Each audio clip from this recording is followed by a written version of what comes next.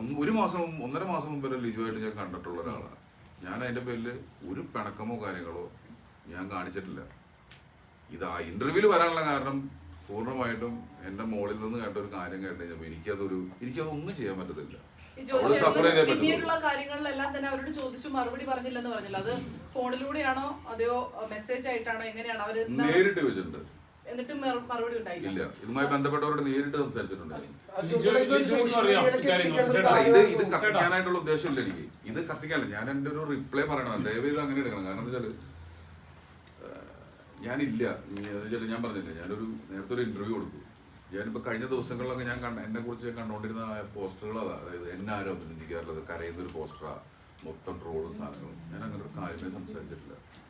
കഴിഞ്ഞ 10-18 വർഷം ആര് പ്രോത്സാഹിപ്പിച്ചിട്ടാണ് ഞാൻ ആൾക്ക് ഞാൻ എൻ്റെ ഒരു കരിയർ ഉണ്ടാക്കിയിരുന്നത്. എനിക്ക് പരാതി പറയാൻ പോലും ഒരാളുണ്ടായിരുന്നില്ല. ഭാഗമായിട്ട് നിന്നാണ് ഏറ്റവും അടുത്ത സുഹൃത്താണ് ജോജുന്റെ ഏറ്റവും അടുത്ത ചെമ്പൻ ഉൾപ്പെടെയുള്ള ഈ ചെമ്പനോടൊക്കെ ഈ കാര്യങ്ങൾ സംസാരിച്ചു. ഞാൻ പറഞ്ഞില്ല, ഈ കാര്യത്തെ കുറിച്ചിട്ട് ഞാൻ ഒരാളുടെ പേരോ ഒരു കാര്യത്തിലോട്ടോ ഒന്നിലോട്ടും ഞാനില്ല. എൻ്റെ ഒരു എക്സ്പ്ലനേഷൻ ഞാൻ പറഞ്ഞത് എന്താണെന്ന് വെച്ച് കഴിഞ്ഞാൽ, ഞാൻ ഒരുപാട് തെറ്റിദ്ധരിക്കപ്പെട്ടു പോവാ പറയുന്ന കാര്യങ്ങളിൽ നിന്ന് പല രീതിയിൽ. അതിനൊരു എക്സ്പ്ലനേഷൻ കൊടുത്തതാണ്.